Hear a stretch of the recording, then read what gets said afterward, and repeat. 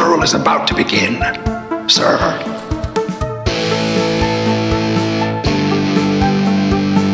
I think we just picked up Dracula. It's got a death curse!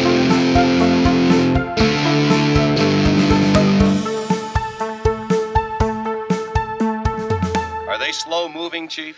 Yeah, they're dead. They're all messed up.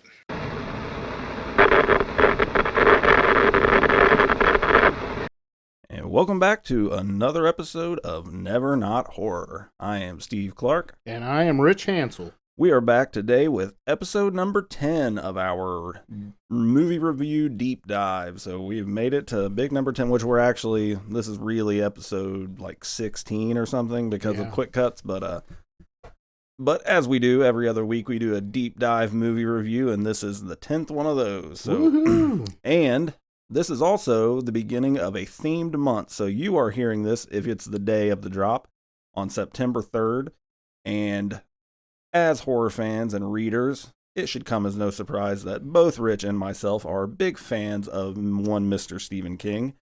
And Mr. Stephen King has a birthday this month. Yeah. So in celebration of Stephen King's birthday, we are announcing that September is Stephen King September here on Never Not Horror. So all 4 episodes this month will be Stephen King centric.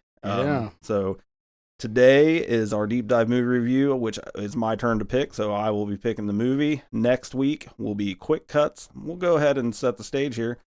Quick cuts next week will be our top 13 Stephen King adaptations rankings. So movies, miniseries, whatever that have been adapted from Stephen King's work. And then it will be another deep dive review. That time it'll be Rich's turn to pick a Stephen King adaptation. And then the last episode of the month will be our top 13 Stephen King books. So we're switching books. Yeah, it's going to be exciting getting to books. Never Not Horror. It don't have to be movies. No, as long as it's horror. So if you're new to the show, we break these down into 4 segments. We open up with our personal history with whatever movie we are reviewing. And then we will get into some fun fact, cast and crew information, kind of behind the scenes stuff, before we then transition into a full plot walkthrough with spoilers. So at that point, if you have not seen the movie, you are going to want to take a time out, go watch the movie, pause the podcast, come back when you're done, and then see what we have to think.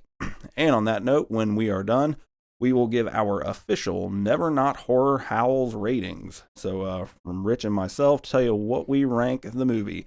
And since it is my pick this month, or this week, and we're doing Stephen King September, I went back and forth a couple different movies here, but ultimately I decided it seemed fitting to go with the OG Stephen King movie, the adaptation of his first published novel and his first movie adaptation. So today we are talking about 1976, Carrie. All right. Yep. So, Carrie is a movie. Well, you know what? I'm going to steal a little bit from another podcast I listen to. As a big Stephen King fan, there's a couple Stephen King dedicated podcasts, and one of them I love a lot is called Kingcast. And they do interviews every week, and they always ask their guest what his Stephen King origin story is, what their story is. So let's do that. Go ahead and start. Like, what is your Stephen King origin story? Whether it's movies or books, like when do you remember Stephen King coming onto your radar?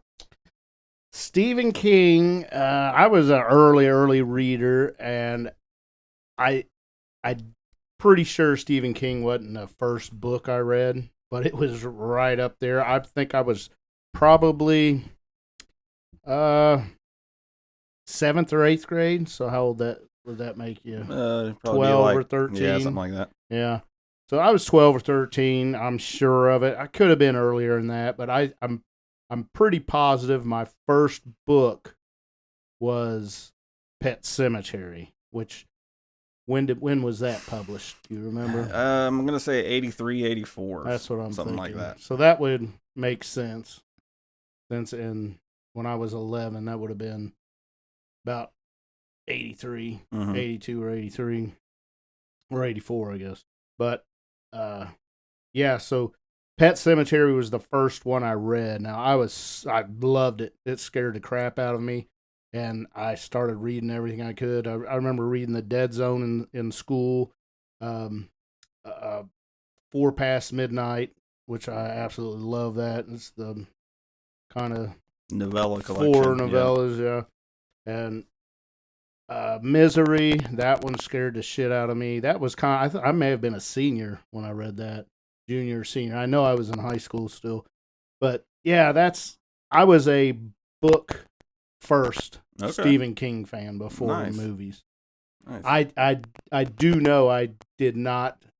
Since we're talking about Carrie, I do know I did not see Carrie until later in life, in my either late teens or early 20s.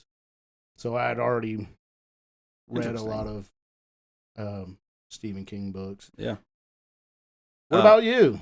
Well, I mean, I would have. So as a kid watching horror movies, I definitely saw Stephen King movies before I ever read a book. I mean, I did start reading young, but I didn't, probably about the same age you were, I didn't really get into reading Stephen King till I was 12, 13 years old. So I came up on Goosebumps and Fear Street and stuff like that first. But I do remember my my aunt had a bookcase in her bedroom with nothing but Stephen King books at the time. And I was, so this would have been like 1990. So there's quite a bit to choose from at that point. And I do remember her loaning me her copy of Thinner to read. But right. But I actually, it's kind of funny. I remember my mom telling me that I couldn't read it, that like it was too adult or whatever. So I ended up not getting to read it. But as far as books go, I couldn't tell you for sure like which ones were which, but there were several start and stops where I started a book and I just wasn't quite there yet on like a reading maturity level to really get into it. It was too advanced, I guess, for me. Yeah. But I do remember that the first book I ever finished was Misery. All right. And so and we talked about that on one of the quick cuts, with Misery, the movie adaptation, ranking very high in the 90s for me. And so that kind of opened the floodgate for reading, but I had definitely seen Silver Bullet and Pet Sematary and a lot of the Shining and Carrie. I saw all those movies growing up as a young teenager, so the book caught up quickly, but it definitely started with the movies for me. I think the first Stephen King movie I ever saw, I think it was Creep Show. Yeah. Pretty sure. Because we had that on that laser disc that I always talk about. And that had to been 83 or 84. And so everything seems like the times and dates and years are lining up for me to be 10, 11, 12 years old for the first Pet Cemetery, the read of Pet Cemetery. Yep. I do know in high school I also read, which I love, absolutely love, is The Eyes of the Dragon. Mm-hmm. Very underrated Stephen King book. I've read that 2 or 3 times and listened to the audiobook twice recently. Do you know who reads the audiobook? Who? Bronson Pinchot. It is. That's played right. Balky I remember on Perfect now. Strangers. Yeah. Yeah, you're right. I do remember that now. He also played Mr. Toomey in The Langoliers. Yeah, he did. Yeah. So when I have a lot to say about The Eyes of the Dragon, and we'll get to that in 3 episodes from now when we talk our favorite Stephen King book. Yeah. Spoiler, it's on the list. All right. So for Carrie specifically, so you said you didn't see it as a kid, so it was more of a later in like teen years or adult watch. Yes. Yeah. Yep. Okay. For sure. I was in the teens for sure. I mean, it's definitely not something that I was watching when I was 8 years old or anything. Yeah. That locker room scene in the beginning probably got that knocked out of circulation. And the BJ scene. Yeah. Yep. But definitely later on, and yeah, I mean, it wasn't one of the first books I read, although for a book, it is appealing to read Carrie because it's one of the shortest Stephen King books out there. Yes, and I have never read Carrie. Really? Nope. It's different. It's a lot of it is told through like newspaper articles and stuff. Like, okay. Well, not a lot of it, but some of it is. Like Dracula? Sort of. like epistolary, where it's not, parts of it are like that. Like it's documented stuff about things that have happened, but not the whole thing. But it's good. I mean, it's definitely worth, and it's not long. It's maybe, I think it's maybe 250, 300 pages. Like, for Stephen King, that's a short one. Yeah. So, all right. Well, yeah. So, I mean, I always liked it. It wasn't like, if you asked me randomly without preparation, Stephen King movie, go, I'm not going to say Carrie, or if you said Stephen King book, I'm not going to say Carrie, but it carries a lot of weight to me just as the first published book and the first adaptation. Like, and we'll talk a little bit more here shortly when we get into the behind the scenes stuff, but just how influential this book was and movie to his career. Had things not happened the way they did with Carrie, we may not be doing a Stephen King September. I mean, nominated for 2 Academy Awards. So that's going to get that's the ball rolling in Hollywood. That's a big deal. All right. Well, we will then transition to some behind the scene information. So let's get into it.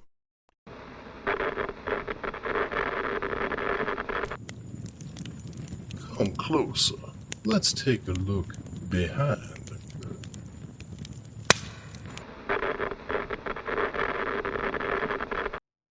All right. Like I said, Carrie came out in 1976, directed by Brian De Palma, who has quite a respectable list of movies. There are some big hitters. I had it in my head that he had done more horror, but it doesn't really, upon review, it does not appear to be the case. So, Rich, I know you had some big names written down of movies that he had worked on. Yeah, one was Dressed to Kill, Scarface. Big one there. Yeah, that's a big one. And The Untouchables, I have wrote down. Okay. Kevin Costner and crew. Yep. I think one area that this movie really does shine is the cast. There's a lot of very solid actors in this movie. Obviously, you have the star Sissy Spacek playing Carrie White, the lead role. Mm-hmm. And I, even though I probably should associate her with this movie, I have a fun fact family connection to the movie Coal Miner's Daughter, which she starred in as well. Yep. Played Loretta Lynn. Yep. My uncle, who passed away before I was born, was an extra in that movie. Really? He was. Yeah. He wow. Because they filmed it in Kentucky somewhere. Yeah. And that's where my mom's family is from. And I've never even actually laid eyes on it myself to see this, but he got paid like a few bucks to be an extra. Yeah. He's in a bar scene, and like there's a scene where somebody like comes shoving through the bar and he gets like knocked out of the way, but that's my Uncle Bernus. Wow, that's awesome. So I always think of that movie when I think Sissy Spacek. But, yeah. That's what I think of too. And she was, you remember The River? Did you ever watch The River? I think it was her. It sounds familiar. Who else? Was that Kevin Bacon in it? Was Kevin Bacon a bad guy in it? Yeah. Yeah, I know what you're talking about. I think that's what I'm thinking of. Yeah, there's a movie that I'm thinking of. It's about like whitewater rafting or something, and Kevin Bacon's and they go a giant down the dick river and yeah. Okay, yeah. I think that's the river that she was in. Okay, and then she was also in JFK. And you know, it's funny. I listen to every episode that we record multiple times through editing and stuff, and I hear things that we say that are incorrect later. And it's like, it drives me nuts because I can't go back and fix it now, because it was like I don't remember if it was last one or one before, but we talked about the new Netflix series with of Frankenstein that's coming out. Yeah. And I said the wrong Del Toro. I said Benicio Del Toro when I was telling you about it. And you were like, is he acting or directing? And in my brain, I'm talking Guillermo del Toro. Yeah, and I was like, does he act in anything? Like, what a weird question. So, because there is a connection, with Frankenstein, because you got the Wolfman. Yeah. And Benicio del Toro was in the Wolfman. Right, that's why I asked, was he in the Wolfman? I think, I don't know if I asked that or not. Yeah, so there are many times throughout this podcast that one of us has said something incorrect. Right. And I found it later and was like, or said something accidentally inappropriate. A couple times that has happened too. Anyway. So yeah, Sissy Spacek. Piper Laurie plays her mom, Margaret White. Yeah, she was nominated for Best Supporting She is Actress. intense in this movie. She is. She was in The Hustler and Twin Peaks, the TV show. Remember the TV show Yeah. Twin Peaks? She was in that. You know, that has such a cult following, but I have never watched it. Twin Peaks. Yeah, it's good. I've heard a lot of people love it. Amy Irving played Sue Snell. Yeah, she was married to Steven Spielberg I didn't know for that. a little bit. All Yeah, right. she was also in The Rage Carrie 2. She played. I've only seen that. herself. I've only seen that one time. She played Sue again, I saw it when in it that. came out, and I need to revisit it. and she was in Honeysuckle Rose. She was Willie. She was the girl that had a crush on Willie Nelson No kidding. in Honeysuckle Rose. All right. Here's a big one, Mr. John Travolta. Yeah, of course we all know John. Of course. Grease. And Yeah, absolutely. Saturday Night Fever. Yeah, absolutely. Staying Alive. William Catt plays Tommy Rose. Yeah, or I Tommy know Ross. him most from The Greatest American Hero. That was a Okay. kind of a adventure comedy where he played a superhero. He could fly, but he couldn't land. I can remember that. He would always crash land. I'm pretty sure I'm checking myself here right now, but I remember him. He always makes me think of it was an 80s horror movie called House. He was. He Yeah, was yeah, in okay, it. that was him? He absolutely was. Yeah. Yep. That's what I think of with him too. I totally think of Greatest American Hero. Yeah. Nancy Allen was Chris Hargensen. Yeah. She was married to Brian De Palma. Really? I don't know if Right. when I looked it up, it said married, I think in 1976 maybe, so maybe they met on set. All right. But she was also in RoboCop, played RoboCop's partner. There you go. So yeah, like a lot of recognizable names, and just a really, as far as for a horror movie, I feel like this is a very respectable cast. Like Yeah. Oh, yeah. PJ Souls. PJ Souls, we forgot her. Yeah. We've talked about her She a was little in bit. Halloween and Stripes. Yep. And then Betty Buckley, who plays Miss Collins in this, the PE teacher, she was in Ada's Enough, the sitcom from the 80s. Nice. Yeah, so good cast. Yeah, I mean, everybody. And then so obviously based on the novel by Stephen King. I don't have it down on me like what year the book came out. The book came out in 1974. Okay. So yeah, the book was published in 1974. It was not the first book he had ever like written and tried to publish. I know the books that were later released under Richard Bachman, and then collected as the Bachman books, The Long Walk, The Running Man, Rage, and Roadwork. He had written all those before this. Really? I did not realize that. Yeah. So those 4 had been written before Carrie, but they did not get published. Carrie was the first book that got picked up. I did read The Running Man, and I did not like it. I've never at read all. The Running Man. I've read The Rage, and I've read The Long Walk is amazing. Okay, I need to read that. That's my favorite of the 4. That's that the movie. of the ones I've read. And there's a movie coming soon of it. Yeah, with Yeah. Mark Hamill. Luke Skywalker plays the Okay. antagonist, I guess. I haven't watched a General. trailer for it yet. It looks good. Yeah, the book is. I'm gonna have to It's read a short one too. It's a novella basically. Yeah, where do you find it now? Like Skeleton Crew or? No, it was. So it was released as part of the Bachman books, but I think you can probably just find it on Audible or whatever as The Long Walk. Oh, okay. I think it's available like standalone. Oh, okay. Yeah. But yeah, so this was the first book. I mean, Stephen King was still working a normal job. He was a teacher working in a laundromat, or a laundry factory or something. Writing in the back of a trailer, Yeah. I mean, working man, trying to make this happen, and then kind of like you. yeah. Only the market is a little different these days, Yeah. and because I mean, he got Carrie published, and then the story, and I'm not just as from what I remember, I'm not looking at numbers, so if I'm off a little bit, but he got the call so the book came out in hardback, which is normal procedure, and then the paperback rights got bought for like $400,000, I think is what it was, All right. in 1974 or whatever, which was life changing. You can be a full time author now, money, Yeah. and For that sure. was the beginning. I mean, after that, the next book was Salem's Lot, and then The Shining, and then it's off to the races. Geez. Yeah.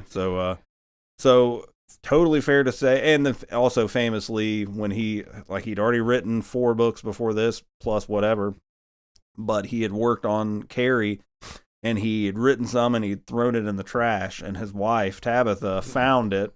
Oh my gosh. And said he threw it away because he didn't think it was any good, because he wasn't really frustrated. comfortable writing from the perspective of teenage girls. Yeah. And his wife found it and said that this is good and you need to finish it. And she helped him with some tips or whatever. That's and awesome. he came back and finished it. So many things just fell into place that have led to now to Stephen King being like the most recognizable name in horror fiction of this century, and I mean among the most ever. I mean you got Edgar Allan Poe and H.P. Lovecraft and Stephen King. Like, I don't know who else. I mean, there are other great writers, don't get me wrong, but no one has that clout, that name like Stephen King. Yeah. So.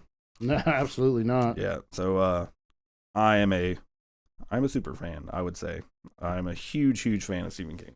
Yeah. Did you ever? I got a question here, kind of a personal question, and it for me it is a yes. Okay. But being a father of daughters, after seeing Carrie, did you ever worry that this is going to happen? I did.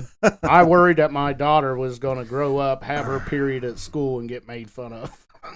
No. It crossed my mind. I mean, the whole it happening at school thing, I worried about it for them. Like, I didn't want, at least not the first time, for it to happen at school. Freak out. But, I mean, as far as, like, a Carrie freak out was driven, and we're getting into the plot a little bit, was driven by her not knowing that it was going to happen at all. Yeah. To where I trusted my wife had already covered those bases. And our teachers, yeah. Yeah, so Mom had taken care of that. But yeah, I mean, I didn't want it to happen. And maybe that is just a deep-seated Carrie seed back there. It was in my Just brain, you know. Yeah. It was definitely in my brain. I was so nervous about it. Yeah. I would ask Tina, okay, is it close? I mean, what's going on here? She got protection? Our girls' locker rooms really like this. All right, so yeah.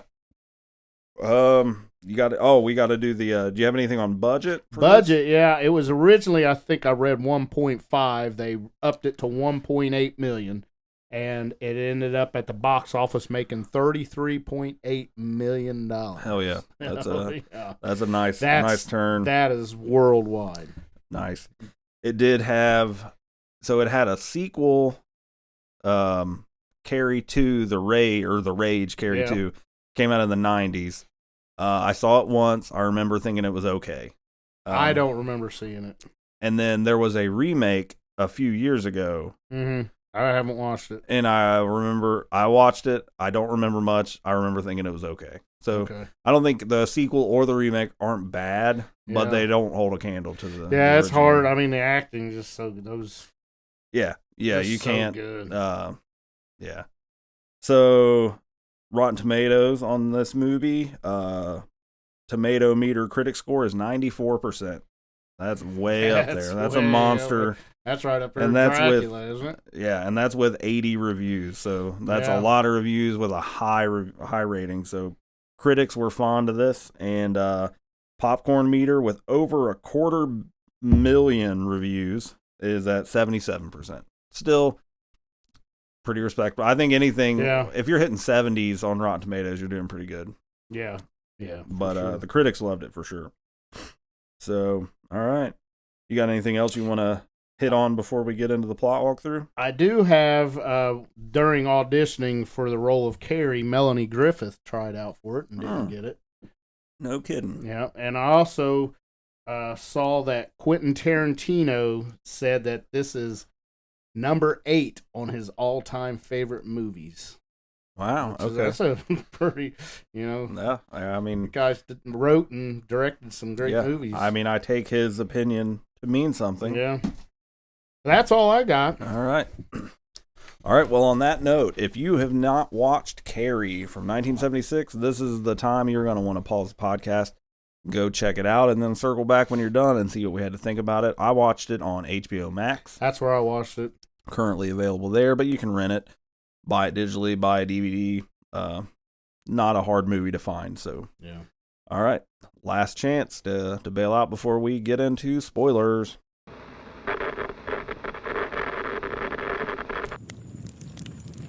Come along now, if you're not too scared.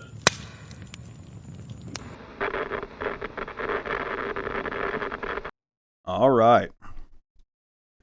Carrie opens up with some opening credits over a game of volleyball gym class. All girls. All girl gym class, which Yeah. that's not I remember in high school my sophomore year was separated boys and girls. Yeah, we was. Or no, it was the opposite. Freshman year was separated, and then sophomore year was mixed, and then you didn't have to take gym anymore after that. Yeah, I think all the way through ours was separated. Yep, I only had one freshman year that was all boys. That was the only time. But so you get an all girl gym class, and they're playing volleyball outside. We get a little pan over of some of the girls, and you see Carrie, little meek,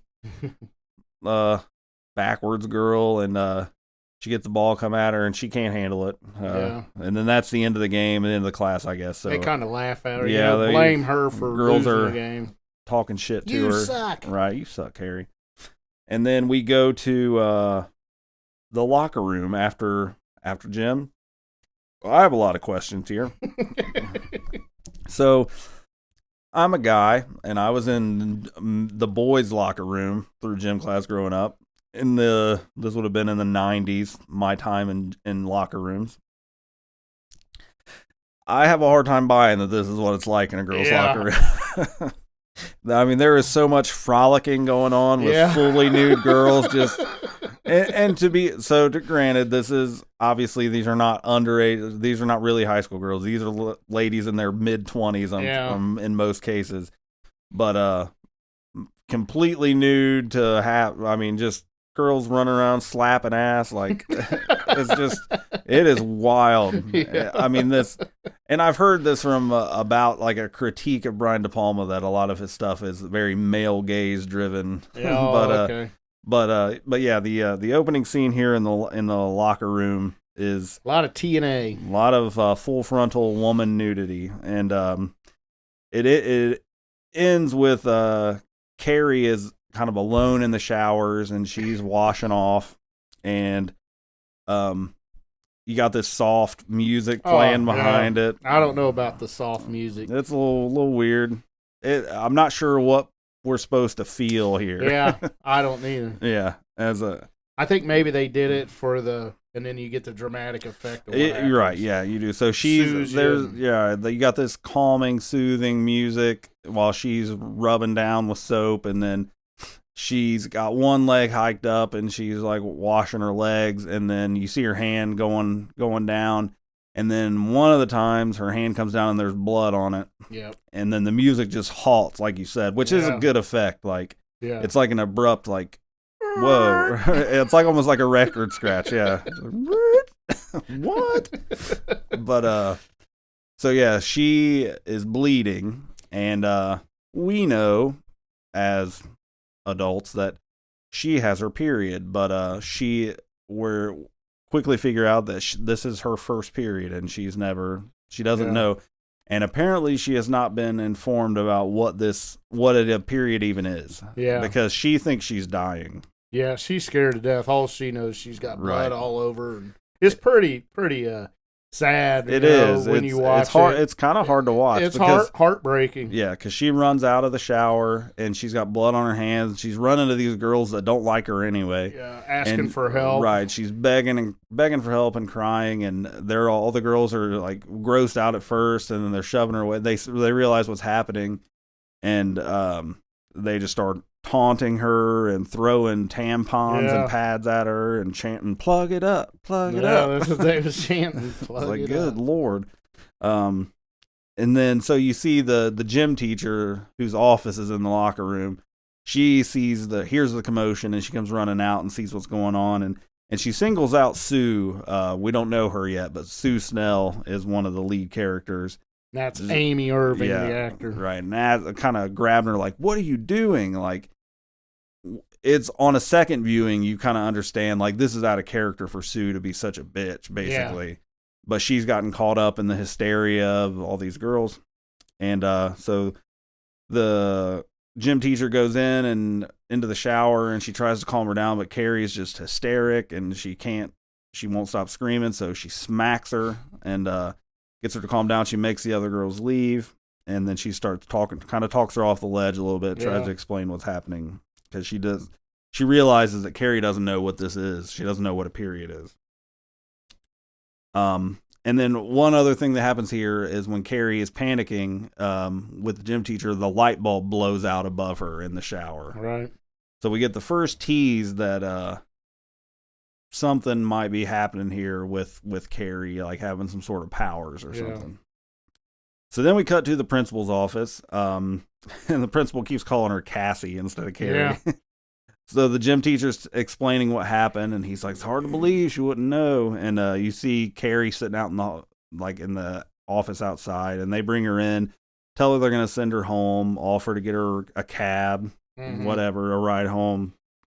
And she's just staring down, and there's an ashtray on the table that she's focusing on, and it starts to wobble, like bounce around a little bit on the desk. And for like the fifth time, he calls her Cassie, and she tells him that, like, my name is Carrie, and then that ashtray flips off of the desk. So again, we're getting clued in right away that she's got some sort of abilities here. Yeah, and through that dialogue with the principal, the gym teacher is talking about how her mom is very, very religious, and that kind of gets the point across that that's why she doesn't understand that she's having her first period and that she's menstruating for the first time, because her mom's very religious and doesn't. It's kind of a, and later it all comes to fruition. And the principal even mentions, like, we can't infringe on people's beliefs. Right. Yep.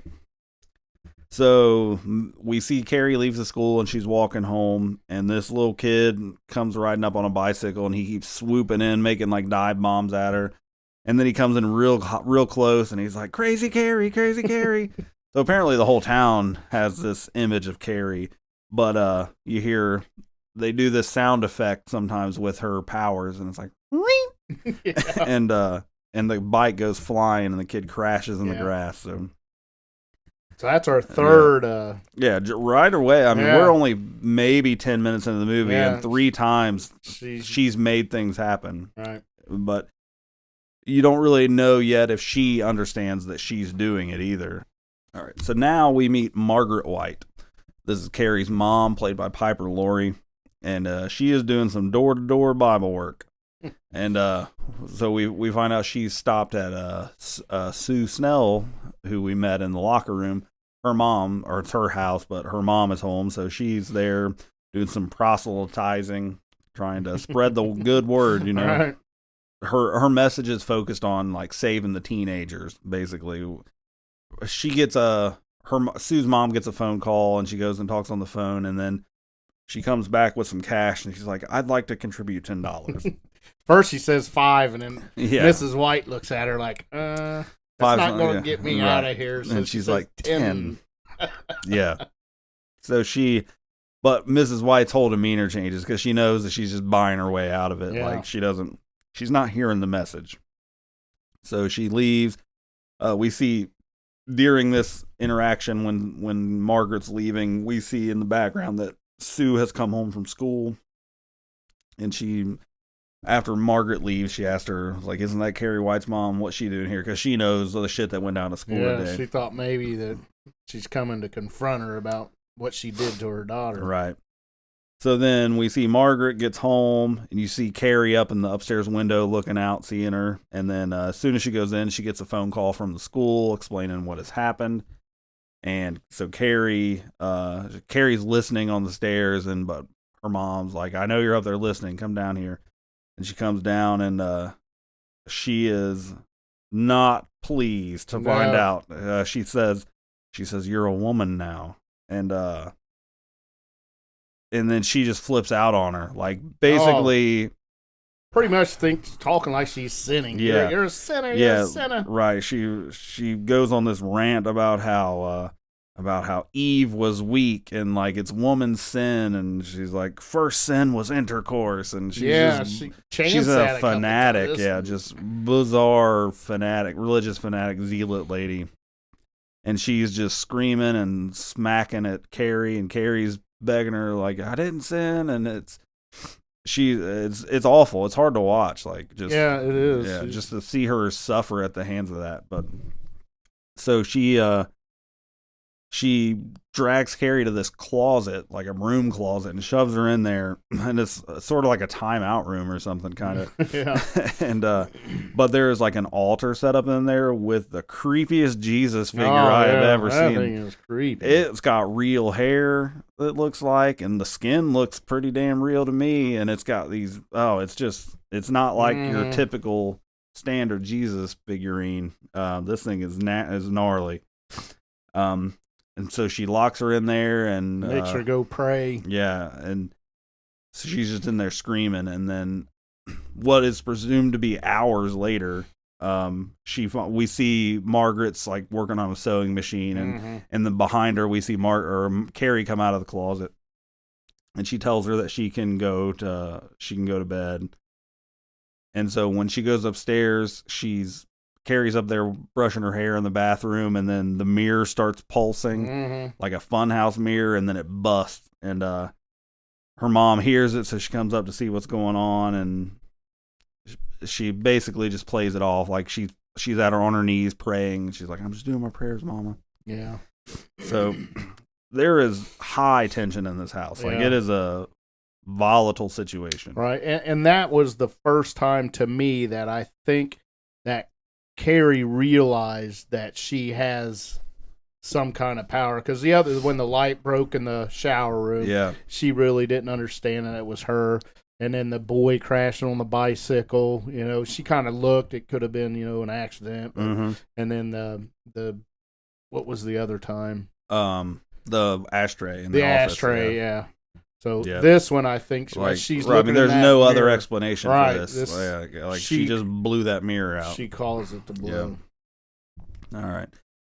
So now we cut to the next day, and it's at school again. We're in an English class, and we meet Tommy Ross. The teacher's reading a poem that he wrote, apparently, and he asks the class what they think about it, and Carrie says it's beautiful, and it's kind of just a setup scene to introduce Tommy. Yeah. Not a whole lot of weight to it, but you kind of get he seems like he's a jokester, but he's actually not a terrible dude, kind of. Yeah. And it leads to that later. Yeah, I didn't understand the teacher got upset when she said beautiful, and he kind of started making fun almost of Carrie, mocking her, yeah. Beautiful, and that's the teacher doing that. And then Tommy, he says he says you suck. Yeah, you suck. And then the teacher said, "Did you say something?" And he said, "I said all shucks." Yeah. So you can see that he has sympathy for Carrie. Right. He's a good guy. Right. He's not a total douche. So then we cut to gym class, and the Miss Collins, the gym teacher, is getting ready to do roll call, and you see in the back janitor's working, and somebody has graffitied "Carrie White eats shit" on the door. So she's that person. Probably every school has somebody, unfortunately, that they just are relentless about bullying. Last on the pecking order. Yeah. Those teenage girls are brutal. God. High school's a motherfucker, man. I wouldn't want to have been a girl in high school. No, not at all.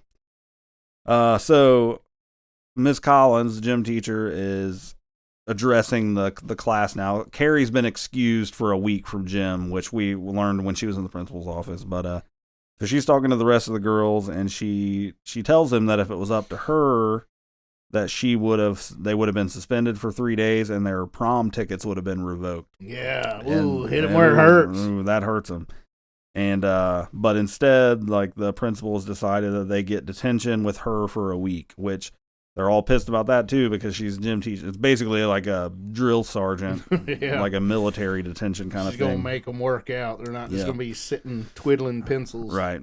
But we do kind of in this, we kind of learn who the notable people are. You got Sue Snell, who is the one that Miss Collins kind of singled out in the beginning, but then you've also got Chris, who is sort of the ringleader of the bitches. Yeah, basically. She is. She's the main one. And then PJ Souls plays Norma, and she's sort of a sidekick to Chris. Yeah. Like, she's not a very good person either. All right. One of the funny things is the secretary from Ferris Bueller's Day Off is one of the She students, is. and it cracks me up. I did not even put that together that that's her. You She's said one it, and I of was the like, students. oh, she is. Wow. And later on, because Ferris Bueller's Day Off came out in 85? Yeah, I mean, it 86? couldn't have been more than 10 years later. Yeah. But And she went from high school student to secretary. It's hilarious. That's awesome. I had not put that together, but you're absolutely right. Okay. So then we see. Oh, well, she does tell them that refusal of the detentions will result in suspension and revoking of their prom tickets. Yeah, so they're and stuck. then we see what detention looks like, and it's basically like a calisthenics boot camp. Like, they go through like 5 minutes of film time to just show them jumping working jacks and sit-ups and toe Brutal, touches. Yeah. brutal. So now we see a clip of Carrie, and she's in the school library, and she's researching about miracles. Because now she's starting to wonder about these things that keep happening. Yeah. And in her fanatic religious household, like, the first thing that comes to her mind is miracles. Yeah. So she's looking through the Dewey Decimal System. For those of us old enough to know what that is. That's awesome. I didn't remember what that was called. Yeah, the little tray of cards, and finding some books about that. We see another gym detention, and Chris, the ringleader of the bully girls, she wants revenge against Carrie, and she is pissed. and she revolts against the gym class detentions, and she starts getting into it with the gym teacher. And she tells her, she stops, and she's like, "Oh, we're not done here." And she's like, "We got 10 more minutes." And she's like, "You can stick them up your ass." Yeah. And the gym teacher smacks the shit out of her. Yeah. Get her. Yeah. And but Back but then Chris he was won't back allowed to- down. Back then he was allowed to lay hands Yeah, on you students. could throw hands at Yeah. school. And Chris won't back down, so she leaves. And Miss Collins tells her, like, "You're out of the prom," and she's like, "Whatever," and she storms off. She's trying to get the rest of the girls to rally with her. She like a strength in numbers thing, but none of them will do it. And Sue tells her, like just quit it. Like, Sue, you get the feeling right away that Sue feels bad about what happened, and she's accepting punishment. Like, she feels like they deserve to be punished. Yeah. Then we see Carrie, who has now moved on from her miracle studies to finding the word telekinesis and reading the definition of what that means. And it is very much what she has, the ability to move things with your mind. And so this part of the movie, we're kind of bouncing from scene to scene. Now we're at a track practice, and Tommy, who we met earlier in class, he's dating Sue. Sue is there. She stops and talks to him and asks him, says she needs a favor, like, "Would you do something for me?" And she wants him to ask Carrie to go to the prom. Yeah. And you get the feeling that she's sincere. Yeah. You do. Right. But you can see why other people would think Right. she's... Yeah. So much so that in a minute. Yeah. Yeah, like, it gets questioned. And then on the other, so you get that where, like, Sue is genuinely regretful for what has happened, and she so much so that she asked her boyfriend to ask Carrie to the prom. Yeah, so she can be included. Right, and then we flip to Chris, who is out with her boyfriend Billy, who is played by John Travolta, and he's just the cliche bad boy. Yeah, he cruising is. the town. Simple-minded. Everybody not very loves smart. him. Right, you got cars pulling up beside him, like, "Woo, man! Throw me a beer." Right. That was funny. The because you got the guys come up, try to get him to do something, then they throw him a beer. Then the girls come up, catcalling him, and then he's chugging this beer, and then the cops pull up, shining a flashlight in his window, and he's trying to play it cool. Then he throws the beer on his girlfriend. Yeah, and she doesn't like that. Yeah, but she calls him a stupid shit. Right. So Chris is out with maybe the less desirables of society. Her boyfriend is a bad guy. But you can also see this. I think they wanted to get into our brains how manipulative Chris is. Yeah. She's manipulating this poor kid to all Yeah. ends with her sexuality. Yeah, she is devious as She hell. is. Yeah. And he's not a good guy neither, but you can see how he's kind of simple and stupid. Right. I mean, when she calls him a stupid ass, she's not probably wrong. Oh, no, he's not the brightest bulb. But he is funny. He is funny in this movie. Yeah, yeah. So then we see Tommy and Sue are together. Sue's working on some homework and Tommy's watching TV, and then they're not talking, and then finally he tells Sue that he'll do it. Yep. That he will ask Carrie to the prom. And then we cut back to Chris and Billy, and they are fighting. They'd gotten to where they were going, like a bar or something, and they're fighting in the restaurant or in the parking lot. Yeah. And then she keeps teasing him, like she'll start making out with him and grabbing his hair and shoving him back, and he's getting hot and bothered and confused and fighting with her. And then she plays the MasterCard, the BJ manipulation card. Yep. And she tells him, like, I need you to do something as she's going downtown. And and it's funny the way it's filmed, because she just keeps saying his name, and then Billy, then, Billy. then right at the end she's like, I hate Carrie White. Yeah. And he says, who? While he's getting a blowjob. So. Right. So now we cut to we're back in the library again, and Tommy finds Carrie in there, and he stops. This is the first time he's approached her, and he's talking to her, and he asks her if what she's doing, whatever, trying to make small talk, and then he asks her if she wants to go to the prom with him, and she runs away. Yeah, She isn't. She knows something's going this on. isn't normal. So, she's outside, and we see the gym teacher walking outside and finds her like sitting on a bench off by herself. So she thinks that she's being harassed by the girls again, and she goes and talks to her, asks her what's going on, and she tells her that that Tommy asked her to the prom, and she's like, "Well, that's great. Why are you upset?" And she's like, "It's like, why would he do that?" Yeah, like, they want to trick me. This is definitely some like they're trying prank to do it again, and she's like, "Well, maybe it's not." And it's funny because she's encouraging Carrie, and she's like maybe it'll be great, and she takes her inside to the bathroom and shows her, like, you put on some makeup and stand up straight, fix your hair like you're a pretty girl, and this could be a good thing. And then we immediately cut to the office, and she's got Sue and Tommy in there, and it's like, what the fuck are you doing? Yeah, you two are up to something. Yeah. So she's asking her, like, why are you doing this? Like, what's your game? Like, are you trying to pull another trick on her? And Sue is insistent, like, I'm trying to include her. Like, I feel bad about what happened, and I feel like we need to do this. And Tommy's not, you can tell he's not excited about this, but he's not. He's like, whatever. Like, my girlfriend wants me to do this, so I'm going to do it. And it basically ends in kind of a Miss Collins is more or less just like against her better judgment. Yeah, she's very skeptical that something's going on. But. Right, for sure. So then we see Tommy actually goes to Carrie's house because he was going to quit because she said no, but Sue's like, no, you have to keep trying. So he goes to Carrie's house, and Carrie answers the door, and he's like, I'm not leaving until you say yes. And you hear Margaret in the background calling for Carrie, asking, and Carrie's panicking, like, if Mama finds out there's a boy here, right, I'm going to the closet.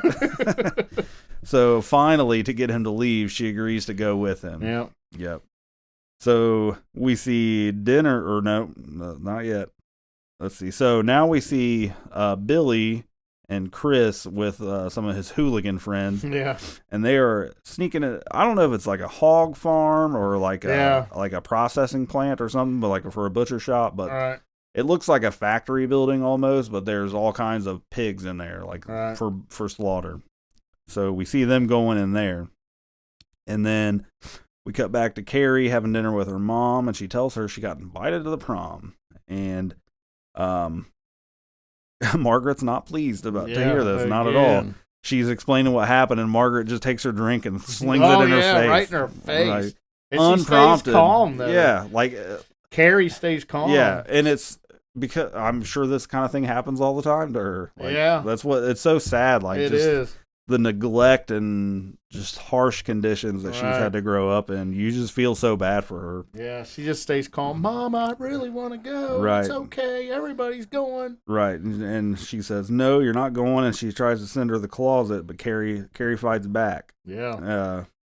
But her mom is just all like she says, like, after the blood comes the boys. Like, and sniffing dogs. Yeah. And it's rough. And so we see a spike in Carrie's telekinetic activities here. Like the windows all slam closed. And then Carrie is finally standing up for herself because she's kind of understood what her power is. And she's like, things are going to change around here. Yeah. And she tells her mom about her, like that she knows what it is. Like she has telekinesis. And, but her mom tells her like it's satanic. Yeah, and you're using Satan's power. Right. But, Carrie is making a stand here, and she is going to go to the prom. So we cut back to the hog farm processing plant, whatever it is, and Billy's got so we see the one guy, he tries to get his buddy they're going to slaughter one of these pigs and fill this bucket with blood. They got a bucket and a sledgehammer. Yeah, they're going to kill one of these pigs and fill this bucket. And then, so after they do that, we see them at the school in the gymnasium, and they are rigging up this bucket. They set it up in the rafters with a cord tied to it. Yeah. And they like feed it through. This is at night, so nobody's there. So they're rigging up a trap here. We see one of Billy's little cohorts is volunteering to join the committee, the prom committee, to help out. Bullying the committee. Right, who looks like a nerdy fella. Yeah. And he's like, oh, I could have used you last week for decorations. He's like, well, you got me this week. Yeah. I want to be the guy that does the ballots for prom king and queen. Collect ballots. Right. And so that guy agrees to let him do it. And then we see a cut of them decorating the gym for prom, and you see Chris with Norma, PJ Souls, and she tells her, she's kind of teasing that they got a plan, and then she tells her, she's like, oh, just tell me, I won't tell anybody. So she whispers what it is to bring her in, because she's like Chris's little crony. Yeah, as the viewer, we don't know exactly what it is, but we know there is a bucket of blood in the rafters. Right. And it's her. It's hard to talk about it now when you know what it's for, to not just assume people realize that's what it is. But and then we get a little like montage of Carrie getting ready and like going to the makeup store and putting on different lipsticks, and Tommy getting his suit and getting fitted and all that stuff. And it takes us to prom night, and Carrie is getting ready in her room, and her mom comes in, and a famous line, she says, I can see your dirty pillows. They're called breasts, Mama. All girls have them. Yeah. So Margaret's trying desperately to stop her from going to the prom with her dirty pillows showing. And she starts like a kid throwing a tantrum. She starts smacking herself and yanking her own hair out. And Carrie's like, she's like, stop hurting yourself, Mama. And she's like, they're all gonna laugh at you. That's a famous line that's been parodied in a bunch of things, but she says they're all gonna laugh at her. This is all a joke. Tommy's not gonna show up. And then Carrie's finally had enough, and she's like mentally just body slams Margaret onto the bed and slams her down. And use her telekinesis to push her mom on the bed. And pretty violently. Yeah, like slams her down on the bed. She's fed up with her mouth. And then she gets up and she starts running her mouth again, and she does it again. And like a lot of times, you get that sound effect, and slams her back to the bed. And she tells her that she's going to sit there and don't say a word until I'm gone. And then she walks out of the room, and when she's gone, her mom, Margaret, says, thou shalt not suffer a witch to live. So there's a little tease that she views, well, we already know, she views Carrie's powers as satanic. So she thinks that she's a witch. So now we are going to the prom. So and when they get there with Tommy, people are being really nice. Like it's a change of pace. Like they take care of her. She looks good. She doesn't look as all mopey and stuff as she normally does. People are being friendly to her. Tommy's being really charming. Like obviously he's not into her, but he's not his girlfriend, right? But he's being very cordial and like treating her well. Things are going really good. Miss Collins stops by and asks Tommy if she can talk to her. She sits down at the table with her. And Miss Collins is really like the mother figure that Carrie needs. Like I wrote that in my notes, like mother figure, like a true what Carrie's always needed is like someone to love and support her other than terrorize her like her real mom does. Yeah. So she's telling her stories about going to prom and just how pretty she looks and all this stuff, and things are going really well. And you kind of see Carrie's letting her guard down, like because the whole time she's tense and she's worried this is a joke, but as things keep going well, she's like softening. It's like maybe this is really okay. Like they get the ballot to vote for homecoming king and queen, and they see that Tommy and Carrie are on the ballot. They decide to go for it. Yep. And Tommy talks. She doesn't want to because she doesn't really want to win. She doesn't want the attention, but Tommy talks her into it, so they vote for themselves. We get a cut back to the house, and we see Margaret has picked up a butcher knife from the kitchen, and she's like chopping it on a block on the table. She's out of her head. We see a cut of Chris and Billy are hiding under the stage because they're not allowed in the prom because Chris got her ticket revoked for not doing enough jumping jacks. And then we see they're collecting ballots for prom king and queen, and you see Norma, and she's got a big stack, and then she meets her boyfriend in the middle of the floor, and they start kissing, and she drops it's either her or him, but one of them dropped the real ballots and kick it under the stage and then pull out a handful of doctored rigged ballots. And so she takes those fake ones and drops them off at the desk. So we see this whole thing is getting rigged up. And then you also see like a pan of the camera of the cord to the blood bucket. Yeah, so things are looking good for her, but man, we can see a train wreck. Things are about to go down. As the viewer, man, it's getting tense. Your heart rate's going up. You're like, oh man, this poor girl. You feel good for her, but you know shit's about to take a turn. Yeah, and they do a good job of building that up. They do. So, as should come as no surprise, especially since the results were tampered, Tommy and Carrie win homecoming king and queen. So they you get this music playing, and they go up on the stage, and it's like a point of Carrie is like people are cheering, and it's like she really believes finally like that she's accepted. The worm has definitely turned into the butterfly for her. Right, yeah, and then the worst happens. Billy and Chris under the stage yank the cord. Chris pulls it and dumps the bucket of blood, and it splatters all over Carrie. And it kind of does a slow motion thing because Sue ends up seeing him. Yeah, because she left. She's not at prom because you have to have a date. So she left to just kind of peek in and watch, but she's not in the gym. And she sees in slow motion what's going on, and she wants to stop, but she can't. Right. And I think even Miss Collins sees, doesn't she? I think so. There's like at the last minute when it's too late, they look under the stairs. They start seeing like weird things that are like, oh shit. But it is too late, and the blood dumps. The bucket pours blood all over Carrie, and she's just in shock.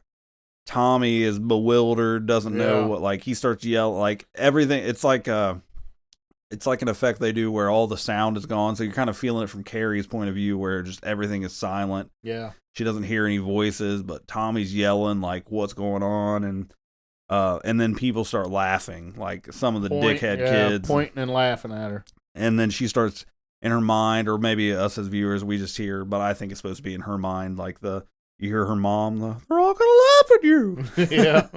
And the bucket falls off of the rafters and hits Tommy in the head and knocks him out. Yeah. And then all hell breaks loose. Yeah, here we go. Yeah, I wrote "Unleash the Beast" in my notes because shit gets wild. Yeah. Now. So Carrie has lost her mind. Like, she is in full-on telekinetic psycho mode. The sprinklers kick on. There's a fire emergency hose that comes to life and starts spraying people down. The door is locked. People can't get out. There's an electrocution. The one teacher's on the microphone and gets electrocuted because the hose sprays it while he's holding it. There's all kinds of deaths going on. Kind of Thanksgiving, if you've seen the movie Thanksgiving. I have not yet. I mean, there's a scene that they had to steal this from Carrie. That scene from Carrie. I mean, because all hell breaks loose. Right. Just like this. Yeah. That's on my list to check out, though. To me, the worst part of this is the next part where you see Miss Collins. Well, Miss Collins runs up on stage, and her and several other people carry Tommy off the stage because he's unconscious, and they're trying to get him to safety. And she goes to the doors, and she turns, and she's got her back to the doors, and she's like yelling for Carrie, and Carrie's just like wide-eyed insanity, and like a piece of the ceiling falls and just like basically smashes her in half, like cuts her. I mean, just smashes her, and she dies instantly, basically. So she don't care who's who. No. Like, there is no reason anymore. Rage. And that's what's rough about that one, is because Miss Collins is more so than Sue. She like cares more about Carrie than anyone else. Yeah. Like, the closest thing to a real mother figure that she has, and she gets killed in the mayhem. And then after that, the stage catches on fire. Then the whole building catches fire. So everybody's dying in there. And you see Carrie walking out of the gym, but I mean, the whole place is engulfed in flames. So there's no one's getting out. Like, everyone at the prom is dying. And then after Carrie gets outside, we see a point of view from the car, and Chris and Billy are driving up the road, and they see, because they were watching from outside, they did get away after they dumped the blood. And Chris is driving Billy's car right now. And you see Carrie all covered in blood walking in the street, and she tries to hit her, and Carrie turns around and and the car swerves to the side and flips over a few times, and then it explodes. Yeah. So Chris and Billy are now dead in a car fire. We see Carrie go home, and she goes inside, and she gets in the tub. She starts washing off all the blood, and she's coming back to herself finally. Mm-hmm. Like, the intensity of it's wearing off, and I mean, she's just a mess, really. Like, she doesn't know what to do. And after she gets out of the bath, she runs into her mom. She finds her mom in the house, and her mom is rambling, starts telling the story of Carrie's dad, like her husband, of how things were good, and then they sinned, and that's how Carrie got conceived, and then he ran away, and she's just going off. But Carrie is so desperate at this point that she just needs someone to love her and support her, so she grabs her onto her mom, and she's hugging her, and her mom tells her, let's pray for the last time. And then while they're praying, she pulls that butcher knife out and stabs Carrie in the back. And this is I think if this is a first time view, that's a shock. Like, because you just assume that Carrie's going to make it. Like, because, I mean, she's just had it so rough, but no, she took that knife right in the back. Her mom just feeling that she's probably possessed by Satan or something, and if she kills her own daughter, she'll get rid of the demons. Thou shalt not suffer a witch to live. Right, she's a witch. So, she stabs her in the back, and Carrie's trying to escape. She rolls down the stairs. She's trying to get away. And then she gets to her closet, her little punishment area, and she can't get in, and her mom's coming up with the knife again. And then she starts flinging knives at her mom from the kitchen.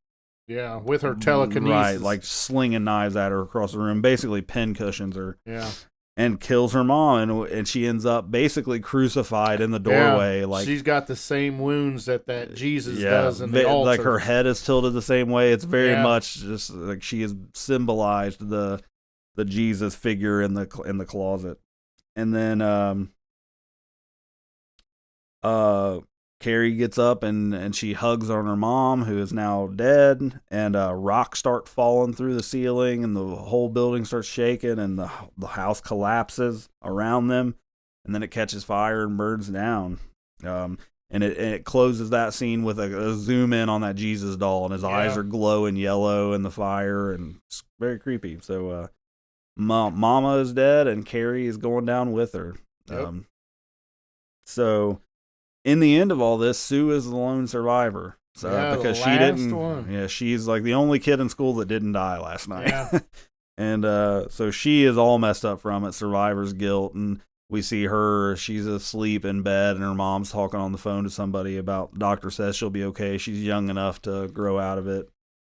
But we see Sue's dream. She has a dream where she's carrying a bouquet of flowers, and it looks like it's a gravestone, but it's not. It's a for sale sign on a cross, and it says Carrie White burns in hell on somebody it. Like graffitied it on that for sale sign. Right, but it's not a grave. It's like the rubble of the house that collapsed. Her house bulldozed it, removed all the timber, burnt timbers, and now it's so you just got the square, basically. Plot, right? Plot of land you can buy.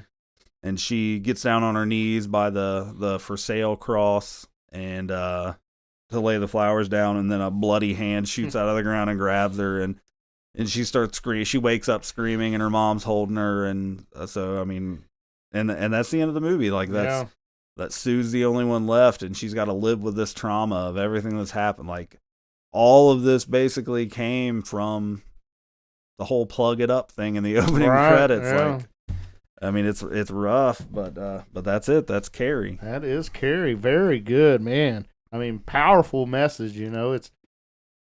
I guess the moral of the story is don't bully, like you.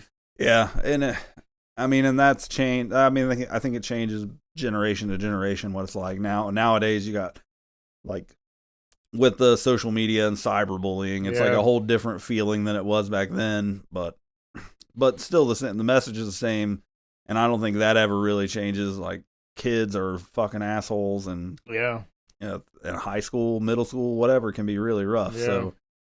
It makes you think. Obviously, this is a fantasized version of this girl that has telekinetic powers, but yeah, this very strong message of how bad things could get, and then the like the commentary on religious fanaticism, and I mean, there's a lot to it. It's from a book perspective to the movie, because the movie is pretty true to the book. I mean, there's not much different really from what I recall. Like they die at the end. Everybody dies at the end except I think so. Sue. Yeah, Okay. I think so.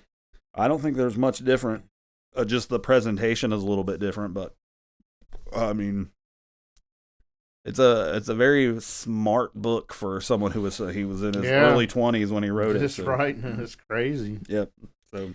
I did see, to follow up on the hand coming out of the ground, that Sissy Spacek was adamant that it be her hand that comes up. Okay. Because they wanted to use a stunt man or a stunt gal, and she said, no, I think I need to do this. So they buried a box, put her in the box, and with a little hole in it, covered it up. Nice. And she had her hand come through through the rubble. Oh, yeah. It was effective. It was a good, very kind of reminiscent of like the Friday the 13th, Jason popping out of the lake in the first one. Right. Just that closing segment jump scare thing, which that predated Friday the 13th, so maybe they ripped that off. But well, my wife and I was watching this the other day. I was, preparing for the podcast, and she happened to be watching it with me. It scared the shit out of her. She jumped. Yeah. If you didn't know it's coming, it'll get you. Yeah. And she didn't know it was coming. All right. Well, that will do it for our plot walkthrough. So we will go ahead and switch into our Never Not Horror Howls review.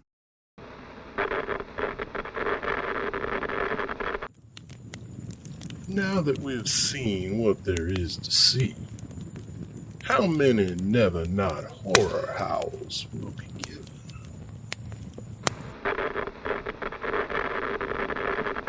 All right. since this was my pick, I will go first, even though I'm not really prepared. I do this often. My rating will be a spur of the moment decision, and this is no different. So overall, I think this is a really good movie. Solid acting, good story, very emotionally driven. Hits on a lot of topics that are relevant still. Yeah, I mean, it's Sissy SpaceX performance is great, fantastic performance. Margaret White, Piper Laurie, I absolutely believed that she was a fanatic nut job.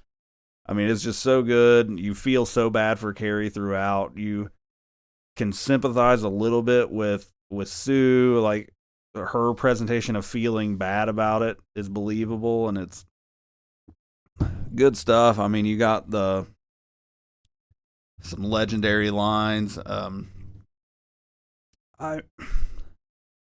It's a hard movie to rate for me, like, yeah, because there's nothing wrong with it. Like, there's not much I can pick at with it.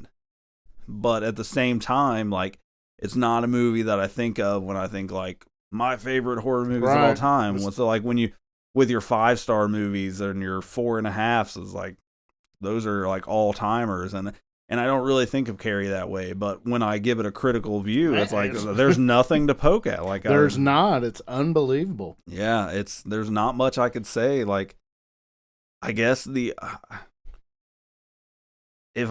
gonna say I give Carrie 4 howls. 4 out of 5. 4 out of 5. 4 out of 5, and you could say it should probably be a 4.5, and I'm like, yeah, you're probably right. I guess for whatever reason, it just doesn't quite resonate enough with me to put it in that 4.5, 5 tier. Yeah. But there's absolutely nothing wrong with it. Like, it's a great movie, and I can't fault it for anything, really. So, I mean, I guess I feel okay with a 4. I mean, to me, a 4 is a great movie. So, yeah, going with it, 4. All right. Very good, very good. All right, with me, I really enjoyed preparing for this podcast, watching this movie. I watched it 2 or 3 times, and honestly, it's probably the first time that I've really paid attention to the movie. That's what made it so hard to do this time, because I had it in my mind, it's like, oh, it's like a 3, and then I watched it, it's like, it's not a 3. and you know, I can't remember the first time I saw it, and I can't remember if I even watched it all, but I think everybody knows about Carrie. Yeah. I mean, you see the picture of Carrie with the blood on her head. Everybody knows what happened to her and why she went nuts. The title card on HBO Max for it is like a cartoony look, but she's covered in, it's awesome. So, so when you see that and it comes out on film, and Brian De Palma does an outstanding job of getting these young because a lot of them are very young. I don't know if this was John Travolta's first movie, but it had to have been pretty damn close. So to get this acting out of these kids, I mean, these young people, was amazing. And like you mentioned, Piper Laurie and Sissy Spacek, I mean, absolutely amazing job. I don't know how either one of them didn't win the Academy Award. I think one of them, I would have guessed one of them did, but neither one won. They were both nominated, but such a good job. Made it feel realistic. You know, we all know that. So telekinesis, you know, it could be real, I guess. Yeah, I don't know.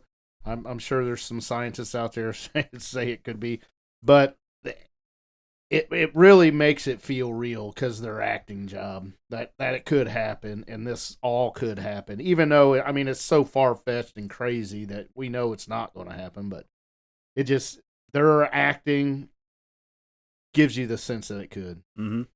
But yeah, really, really fun to watch, and check it out. I would say the only thing I could critique is I had the sense while I was watching this that she was getting bolder and bolder with her power. and I think Stephen King wanted to and like I said, I didn't read the book, but I got a sense when she started throwing her mom on the bed with her telekinesis power that it was kind of taken over her, not taken over, but she was getting more proud of her power and was using it for evil things.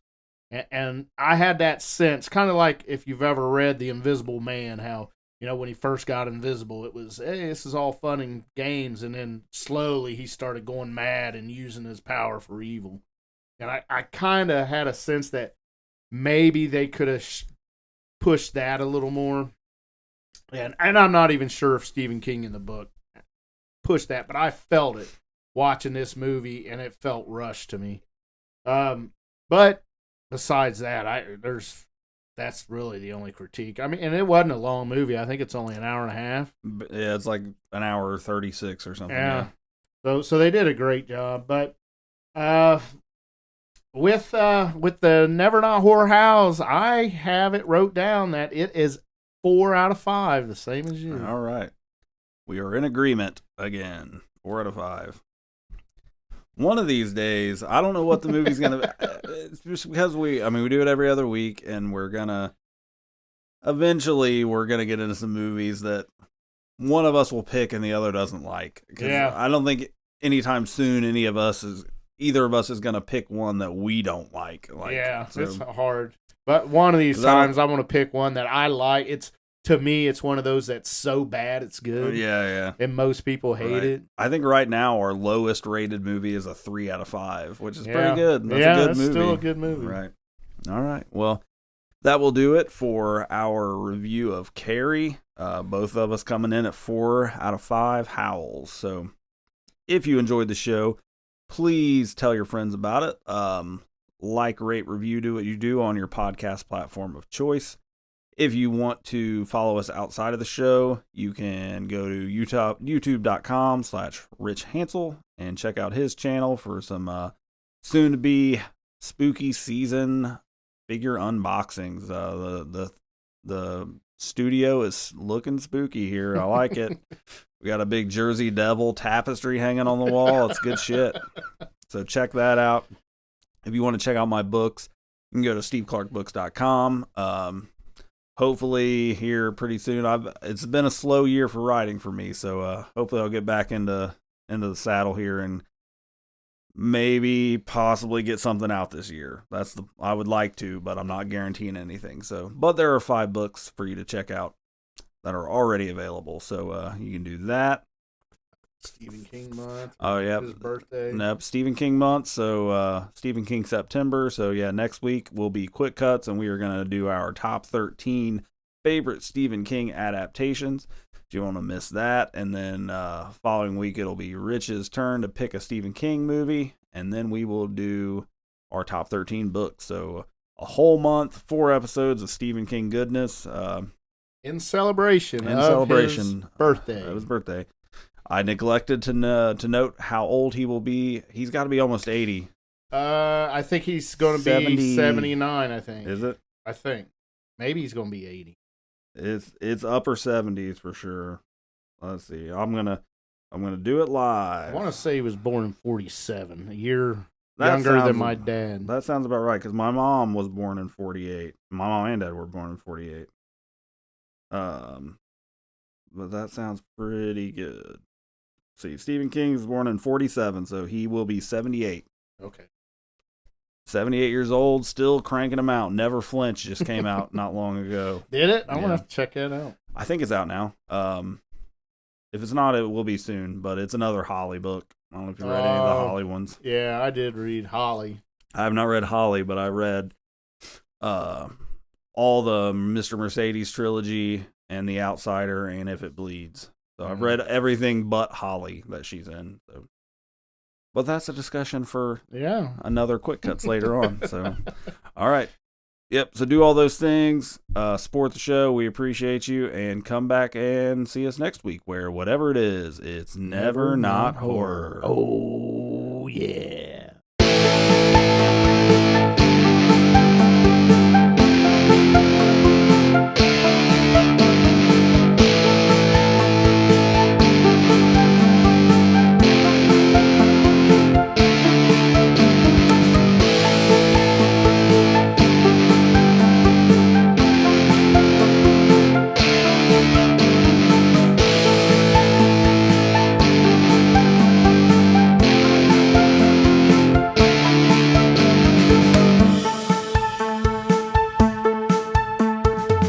they slow moving, Chief? Yeah, they're dead. They're all messed up.